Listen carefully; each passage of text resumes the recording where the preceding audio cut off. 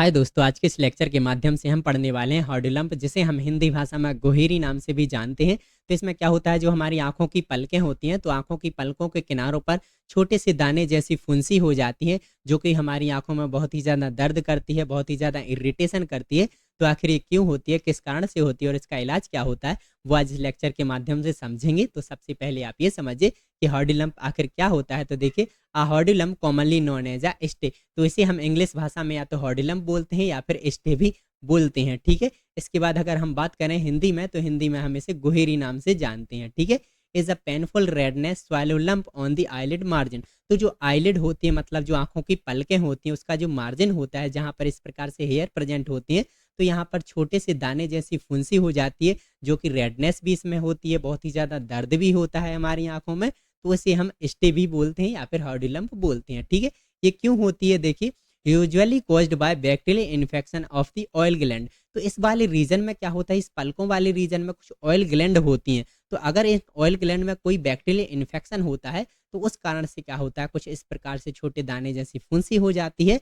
Oil gland की हम बात करें तो यहाँ पर 3 ग्लैंड प्रेजेंट होती हैं, जैसे कि जीस ग्लैंड, मोल ग्लैंड और म्यूबियम ग्लैंड। जिस ग्लैंड की बात करें तो जो हेयर प्रेजेंट होते हैं इस मार्जिन पर, तो इनको नमी बनाकर रखती है, इनको मॉइस्चर बनाकर रखती है। ठीक है, मोल ग्लैंड की बात करें तो ये क्या करती हैं, हेल्प करती हैं ताकि कोई बैक्टीरिया वायरस एंटर ना करे, बैक्टीरिया वायरस को किल करने के लिए ये प्रेजेंट होती हैं। साथ ही साथ हम म्यूबियम ग्लैंड की बात करें तो म्यूबियम ग्लैंड प्रेजेंट होती हैं, जो हमारी आंखों की पलकें होती हैं, तो पलकों की जो इनर साइड होती है, अंदर वाली साइड होती है, तो इस वाले रीजन में क्या होता है, म्यूबियम ग्लैंड होती है, जो हमारी आंखों को क्या करती है, मॉइस्चर बनाकर रखती है, और जो आंसू निकलते हैं उनमें भी ये हेल्प कराती है। ठीक है, तो ये म्यूबियम ग्लैंड हेल्प करती है। लेकिन जब कभी इनमें इन्फेक्शन होता है, तो कुछ इस प्रकार से क्या हो जाती है, फुंसी हो जाती है हमारी आंखों में, और जिसे हम गोहेरी नाम से जानते हैं। ठीक है, टाइप की बात करें तो टाइप ऑफ हॉर्डिलम्प, तो देखिए ये 2 टाइप की देखने को मिलती है। एक होती है एक्सटर्नल हॉर्डिलम्प, सेकंड होती है हमारी इंटरनल हॉर्डिलम्प। एक्सटर्नल हॉर्डिलम्प की बात करें तो ये होती है जीस और मोल ग्लैंड में अगर इन्फेक्शन होता है, ठीक है, तो उस कंडीशन में क्या होता है, एक्सटर्नल हॉर्डिलम्प होता है, जो कि इस वाले रीजन में होता है, जो पलकें होती हैं, जो पलकों के किनारे होते हैं, जहाँ पर हेयर प्रेजेंट होते हैं, तो इस वाले रीजन में अगर फुंसी होती है, तो उसे हम एक्सटर्नल हॉर्डिलम्प बोलते हैं। ठीक है, इंटरनल की बात करें तो देखिए, अगर हम इंटरनल की बात करें तो देखिए, affect म्यूबियम gland inside the eye. तो जो आई होती है, मतलब क्या होता है, जो पलकें होती हैं, पलकों की जो इनर वाली साइड होती है, इस पर जो म्यूबियम ग्लैंड होती है, अगर ये अफेक्टेड हो जाती है, इनमें इन्फेक्शन होता है, तो कुछ इस प्रकार से क्या होता है, छोटे से दाने जैसी फुंसी हो जाती है। कभी कभी क्या होता है कि इनमें पस भी भर जाती है, पस फिल्ड भी ये हो जाती है सीवियर कंडीशन में। तो कुछ इस प्रकार से ये एक्सटर्नल और ये इंटरनल होती है। ठीक है, इसके बाद हम कॉजेज की बात करें कि किस कारण से हॉर्डिलम्प होता है, किस कारण से गोहेरी होती है, वो समझें तो देखिए, फर्स्ट है हमारा स्टेफाइलोकोकस एरियोस इन्फेक्शन। ठीक है, तो ये एक ऐसा बैक्टीरिया होता है स्टेफाइलोकोकस एरियोस, जिसके कारण क्या होता है, हमारी आंखों की पलकों के मार्जिन पर फुंसी हो जाती है। ठीक है, इसके बाद हम बात करें पुअर आईलिड हाइजीन। अगर आप अपनी पलकों को ठीक से सफाई नहीं करते हैं, हाइजीन मेंटेन नहीं करते हैं, तो क्या होता है, कुछ इस प्रकार से फुंसी देखने को मिल सकती है। इसके बाद touching I with dirty hand. अगर आप अपनी आंखों को गंदे हाथों से पकड़ते हैं या टच करते हैं, तो उस कंडीशन में भी क्या होता है कि इन्फेक्शन होने के चांसेस होते हैं, और आपको इस प्रकार से फुंसी भी होने के चांसेस हो जाते हैं। ठीक है, इसके बाद ब्लॉकेज ऑयल ग्लैंड। जो ऑयल ग्लैंड होती हैं, जैसे कि म्यूबियम ग्लैंड हो गई, हमारी जीस ग्लैंड हो गई, ठीक है, अगर उनमें क्या होता है, ब्लॉकेज हो जाता है। ठीक है, तो अगर उनमें ब्लॉकेज होगा तो क्या होगा, फिर उस प्रकार से इन्फेक्शन हो जाता है, और वो छोटी सी क्या होता है, ये फुंसी भी हो सकती है। ठीक है, इसके बाद पुअर न्यूट्रिशन। अगर आप अपनी डाइट में प्रॉपर तरीके से न्यूट्रिएंट नहीं लेते हैं, ठीक है, न्यूट्रिशन की कमी है, तो भी कहीं ना कहीं चांसेस हो जाते हैं ये होने के।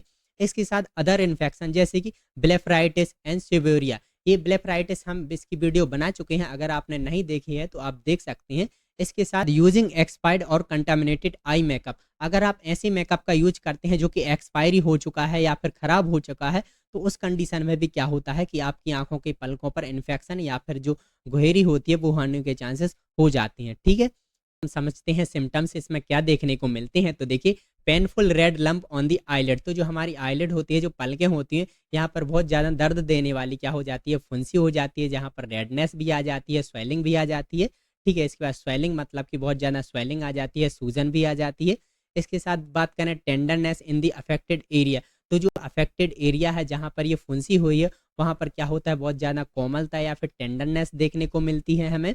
इसके बाद discomfort during blinking of the eye, तो इसमें क्या होता है, आंखों को झपकाते समय क्या होता है, बहुत ही ज़्यादा दर्द करता है, डिस्कम्फर्ट होता है, ठीक से नहीं झपका पाते, ठीक है। इसके बाद इंक्रीज टीयरिंग, मतलब क्या होता है, बहुत जल्दी जल्दी आंसू भी आते हैं, आंसू आने लगते हैं। इसके साथ हैवीनेस ऑफ द आईलिड, तो जो हमारी आंखों की पलकें होती हैं वहां पर बहुत ज़्यादा हैवीनेस देखने को मिलती है, ठीक है, भारीपन देखने को मिल सकता है। इसके बाद पस फिल्ड सेंटर, इसमें क्या होता है, अगर छोटे दाने जैसी फुंसी होती है तो कभी कभी क्या होता है, इसमें बहुत ही ज़्यादा पस फिल्ड भी होती है, पस भी भरी हो सकती है। इसके साथ लाइट सेंसिटिविटी, तो लाइट से सेंसिटिविटी होने लगती है, ठीक है। तो ये कुछ क्या होते हैं, सिम्टम्स होते हैं जो कि हमें देखने को मिलते हैं। इसकी बात करते हैं इसके ट्रीटमेंट की, तो देखिए warm compress 4 to 5 times a day for 10 to 15 minutes, तो इसमें क्या कीजिए, आप सॉफ्ट कॉटन या फिर छोटा सा कपड़ा लीजिए, उसे हल्की मात्रा में, थोड़ी सी मात्रा में गर्म कीजिए, और गर्म करके जहाँ पर अफेक्टेड एरिया है, जहाँ पर पेन हो रहा है, दर्द हो रहा है, उस वाली एरिया पर थोड़ी थोड़ी सी मात्रा में सिकाई करिए, ताकि आपको दर्द से आराम मिल सके।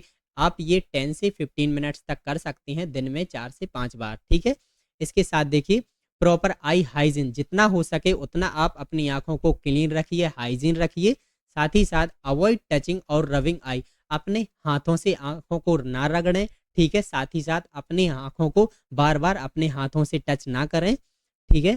साथ ही साथ एंटीबायोटिक, आई ड्रॉप्स और ऑइंटमेंट, क्या होता है, कुछ डॉक्टर्स क्या करते हैं, जैसे कि इफ सीवियर और रिकरेंट, अगर सीवियर इन्फेक्शन होता है, सीवियर हो जाती है अगर ऐसी कंडीशन, तो क्या करते हैं डॉक्टर्स, कुछ एंटीबायोटिक आई ड्रॉप्स प्रेस्क्राइब करते हैं और कुछ ऑइंटमेंट भी प्रेस्क्राइब कर सकते हैं, ठीक है, जिसके लिए ठीक हो सकता है उससे, ठीक है। इसके बाद देखिए avoid makeup and contact lenses until healed, तो क्या होता है कि जब तक वो लंप जो हो गया है, जो फुंसी हो गई है, जब तक वो ठीक नहीं हो जाती तब तक वहां पर कोई भी मेकअप ना करें, अवॉइड करें उसे, ठीक है। इसके बाद इसके बाद अवॉइड शेयरिंग टॉवल, अगर आपको ऐसी समस्या है तो आप अपनी टॉवल को किसी के साथ शेयर ना करें। साथ ही साथ कॉस्मेटिक और आई केयर प्रोडक्ट, जो भी कॉस्मेटिक और आई केयर प्रोडक्ट होते हैं उन्हें अवॉइड कीजिए, उन्हें यूज़ मत कीजिए जब तक आपको ये ठीक नहीं हो जाता। साथ ही साथ